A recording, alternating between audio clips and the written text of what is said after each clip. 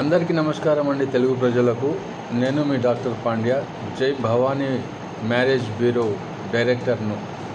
So ఈరోజు ఒక కొత్త విషయంతో మేము ముందుకు రావడం జరిగింది. అదేంటంటే పెళ్ళి అనేది ఇద్దరు మనుషులను కలిపే ఒక పవిత్ర బంధం. భార్య భర్తలు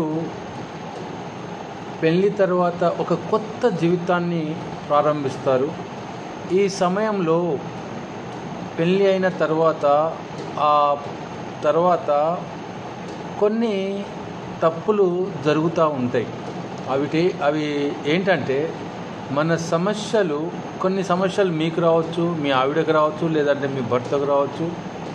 ఈ సమస్యలను మనము మన తల్లిదండ్రులను బాధ్యులను చేసి, అది మీరే చేశారు, మీరు చేయబట్టే నేను అలా చేశాను, అమ్మ చెప్పింది నేను అలా చేశాను, నేను ఇలా చేశాను, నాన్న చెప్పాడు కదా కాబట్టి నేను నాన్న మాట విని ఈ పెళ్ళి చేసుకోవడం జరిగింది. ఇలాంటి కొన్ని సమస్యలు వస్తూ ఉంటాయి. అయితే ఇక్కడ మీరు కాన్సెప్ట్ గుర్తుపెట్టుకోవాలి. ఒక చాలా ముఖ్యమైన విషయం ఒకటి గుర్తుపెట్టుకోవాలండి. తల్లిదండ్రులు అనే వ్యక్తులు, మన పేరెంట్స్ ఎవరైతే ఉన్నారో వాళ్ళు మన కోసం నిజంగా ఎన్నో త్యాగాలు చేశారు. ఇది నిజం కాదా? మనం పుట్టినప్పటి కానుండి తల్లి గర్భంలో 9 నెలలు ఉన్న కానుండి ప్రతి నెల నా పిల్లోడు బాగుండాలి, ఆరోగ్యంగా బతకాలి అని అప్పుడు కష్టపడ్డారు, అప్పుడు త్యాగాలు చేసిండ్రు. తనకు డబ్బులు ఉన్నా లేకున్నా, తను ఏం చేయాలనుకున్న తన కోరికలను చంపుకొని కూడా వాళ్ళు త్యాగాలు చేశారు. మనకు చదువు కానీ, మన పెంపకం విషయంలో కానీ వాళ్ళు వాళ్ళ జీవితాలను అర్పించిందనే చెప్పుకోవాలి, ఒక మాటలో చెప్పాలంటే. కాబట్టి పెళ్ళి అయిన తర్వాత భార్యాభర్తలు తల్లిదండ్రులను తప్పుపట్టడం మంచిది కాదు, సరైనది కాదనేది ఇప్పుడు నేను చెప్పాలనుకుంటున్నాను. మన జీవితంలో పెళ్ళి తర్వాత మన జీవితంలో ఎన్నో కష్టాలు వస్తాయి. పెళ్ళి ముందు కూడా కష్టాలు లేవా? అప్పుడు ప్రాబ్లమ్స్ లేవా? ఉన్నాయి కదా. వాటిని ఎవరు సెట్ చేసుకున్నారు? మనమే కదా. మనమే ఆ ప్రాబ్లమ్ను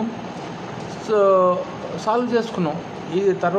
కానీ పెళ్ళి తర్వాత ప్రాబ్లమ్స్ వస్తే పేరెంట్స్ చేశారు, తను చేశారు, ఇది చేశారని అనడం మాత్రం ఇది కరెక్ట్ కాదు.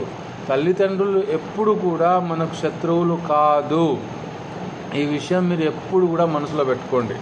తల్లిదండ్రులు మన పేరెంట్స్ మన బాగోలు, మన డెవలప్మెంట్, మన ఇంప్రూవ్మెంట్ కోరుకునే దేవతలు అని అనుకోవాలండి. సో మిత్రులారా, ఇది చాలా సున్నితమైన విషయం. అయితే ఇక్కడ ఒక 2-3 పాయింట్లు చెప్తాను. ఇక్కడ ఏంటంటే తల్లిదండ్రుల ఆలోచన విధానం ఏంటంటే వాళ్ళు ఒక పాత తరం మనుషులు. అంటే కొత్త తరం భార్యాభర్తలకు, పాత తరం తల్లిదండ్రులకు కొన్ని చిన్న ట్రాషెస్, చిన్న మనస్పార్థాలు రావచ్చు. వాటిని మనం పెద్దగా భూతద్దంలో చూసి అపార్థాలు చేసుకొని పెద్దగా ఇచ్చేస్తే మన ఫ్యామిలీనే ఇబ్బంది పడవలసిన అవసరం ఏర్పడుతుంది. కాబట్టి మనం చాలాసార్లు భార్యాభర్తలంగా 1-2 కూర్చొని మాట్లాడుకొని ఆ ప్రాబ్లమ్స్ని వీళ్ళను బ్లేమ్ చేయకుండా మన ప్రాబ్లమ్స్ని మనమే సాల్వ్ చేసుకోవాలి. తల్లిదండ్రుల మీద కోపం తెచ్చుకోకూడదు అనేది ఈ యొక్క వీడియో కాన్సెప్ట్. సో ఇక్కడ నేను తల్లిదండ్రులు ప్రతికూల అంటే వాళ్లకు నచ్చిన విధంగా నేను ఉండమనట్లేదు, మీకు నచ్చిన విధంగా ఉండమనట్లేదు. జస్ట్ మనం కూర్చొని మాట్లాడుకుంటే ఏ ప్రాబ్లం అయినా, ఎటువంటి సమస్యనైనా మనము సాల్వ్ చేసుకోవచ్చు. కాబట్టి అందరం కూడా తల్లిదండ్రులను నిజంగా వాళ్ళని వెధవలుగా చూడవద్దు.